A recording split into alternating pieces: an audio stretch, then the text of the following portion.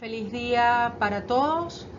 Mi nombre es María José Iciarte García, profesora asociada de la Cátedra de Economía Agrícola de la Facultad de Ciencias Veterinarias de la Universidad Central de Venezuela. Es un honor para mí acompañarlos el día de hoy. El tema que les traigo es el correspondiente al de la violencia alimentaria. Realmente cuando queremos hablar de violencia, pues siempre existe la figura de un violentador o agresor y un violentado o víctima quien sufre daños en contra de su voluntad. Por lo tanto, se establecen distintos tipos de violencia como la directa, la cultural, la estructural, pero siempre exige un comportamiento, una actitud donde al final pues se niegan las necesidades básicas que pueden ser libertad, alimentos, etcétera. Siempre cuando hablamos de violencia, pues se crea o en el imaginario el uso de la fuerza física, pero existen muchísimas formas de violencia que no amerita el uso de una fuerza física brutal, directa y que hace daños tan devastadores como el uso de la fuerza física. Realmente definir la violencia alimentaria no es fácil porque es muy difícil inclusive identificar al agresor. Eh, y al definirla, pues lo definimos como toda forma de expresión que someta al ser humano a procesos indignos en el acceso y disponibilidad de alimentos.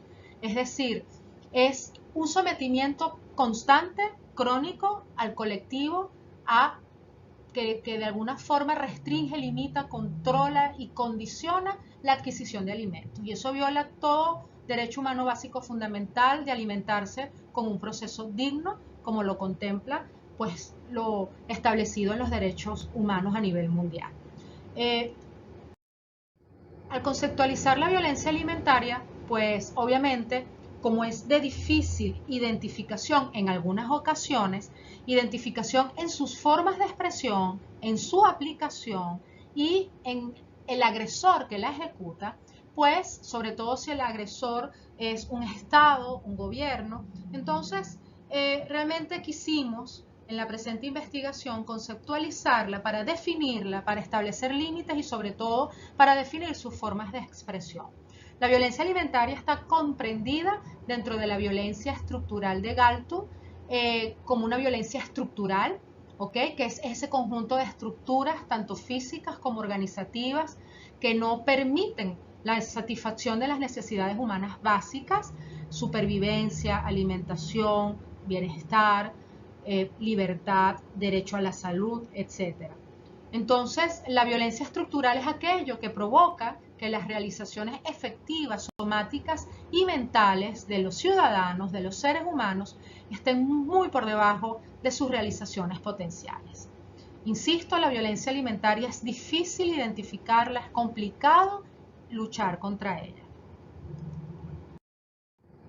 El origen de la violencia alimentaria está circunscrito de dos formas. Cuando es establecida directamente por el Estado, ¿ok? Donde el fin del Estado es establecer mediante diversas políticas y lineamientos en el sector consumo y en los diversos eslabones de la cadena agroalimentaria una serie de mecanismos de control político y o militar donde se persigue es la vigilancia, sumisión y sometimiento de la población.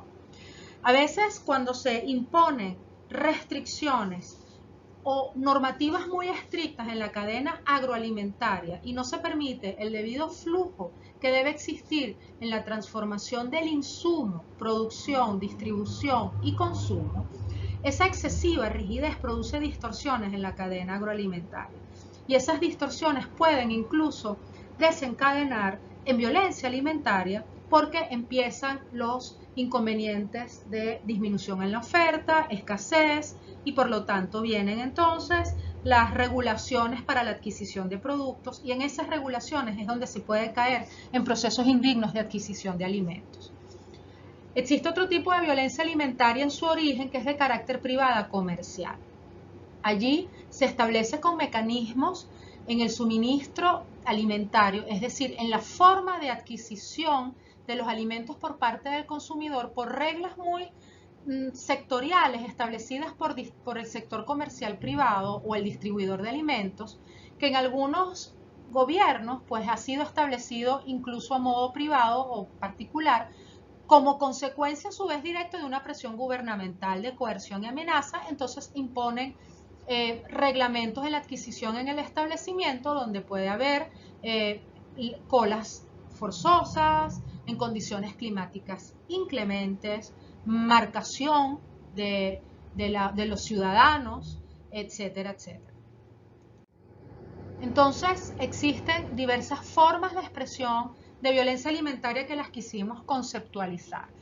La violencia alimentaria no se califica de una forma tan sencilla como es la violencia física, porque se tiene que establecer de forma efectiva que hubo un proceso realmente indigno en la adquisición del alimento. Y muchas veces el ser humano que tiende a racionalizar la violencia para poderla sobrevivir, pues racionaliza la violencia alimentaria. A través de formación de excusas, por ejemplo, es que es necesario porque el país está siendo atacado por otro país y de alguna forma es racional que de alguna forma nos limiten en la cantidad de alimentos. Entonces, el ser humano tiende a racionalizar la violencia de alguna forma para hacer más viable su sobrevivencia. Ahí entra también un poco en el tema de la justificación, donde el ser humano se le es tan difícil aceptar que está pasando por un proceso indigno que lo justifica de alguna manera a través de la tercerización o de la culpabilización de terceros, de manera de poder entender de alguna forma lo que está pasando. El ser humano necesita siempre entender sus situaciones y lo que lo rodea. Entonces, una forma de entender la violencia o el proceso indigno al cual está siendo sometido es la justificación de lo que está pasando. Y un aspecto muy importante es la juridización, es decir, el acceso o la justiciabilidad o el acceso a la justicia que tiene el ciudadano cuando es sometido a un proceso que es inconstitucional y que de alguna forma atenta contra su libertad personal individual.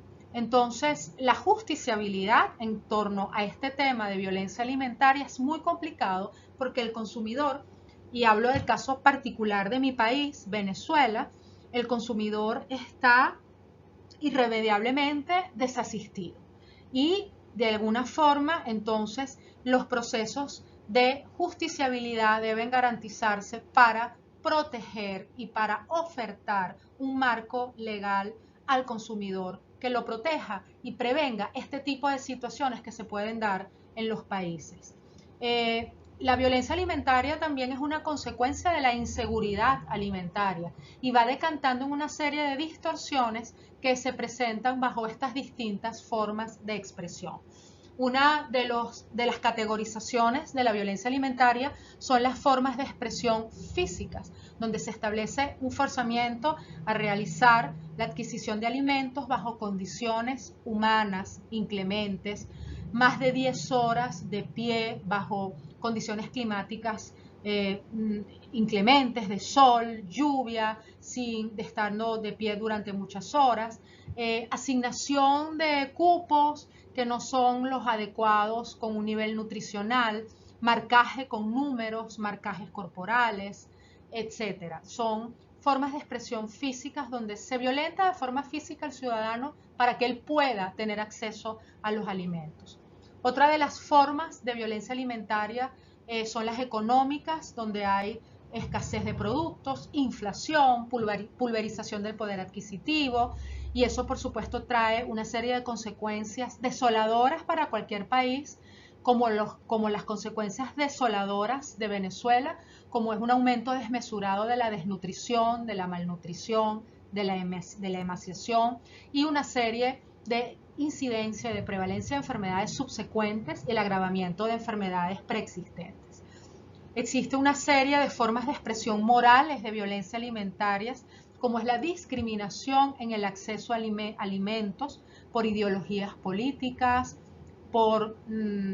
existe un sometimiento a figuras de autoridad naturales o impuestas para poder conseguir la adquisición de alimentos bajo restricciones y normativas locales. Esto suele suceder cuando por ejemplo, se controla un circuito agroalimentario a través del uso de la fuerza castrense o militar. Entonces se establece el uso de imágenes de autoridad o figuras de autoridad que quizás no están debidamente formados en materia agroalimentaria y puede de alguna forma establecerse una relación de abuso de autoridad y un sentimiento o una categorización de inferioridad del ciudadano ante la autoridad impuesta. Existe, por supuesto, una serie de formas de expresión emocionales, dado que el individuo sometido a estas formas de expresión va a sentir una incertidumbre e inestabilidad en la adquisición de alimentos, ansiedad, depresión, ante imposición de figuras de autoridad, ante no saber si va a poder ser un adecuado proveedor para su hogar, incertidumbre de tener una adecuada provisión para su familia, y esto por supuesto es mucho más resentido en figuras matricentrales, en figuras de madres solteras o aquellas madres que ejercen el papel de jefes de hogar. Existen otras formas de expresión como culturales, porque hay una obligación de la transculturización culinaria, de alguna forma, ahí se fuerza al individuo a cambiar sus patrones ancestrales alimentarios. Y por supuesto eso también trae como consecuencia que se establezcan formas de expresión sanitarias, obligación de adquisición de productos unimarcas que no son del deseo del consumidor, sin saber la adecuada procedencia, sin la adecuada trazabilidad y por último la violencia alimentaria jurídica porque no hay justiciabilidad y se incumple de forma reiterada la Declaración Universal de Derechos Humanos. Esto es todo lo que les traigo el día de hoy. Espero que haya sido un pequeño avance. Hay mucho más material en un artículo publicado en un blog académico que tenemos. Quien quiera tener más información, pues con mucho gusto proporcionaré la dirección del blog, donde allí está mucho más desarrollado este tema. Un gran saludo y feliz día para todos.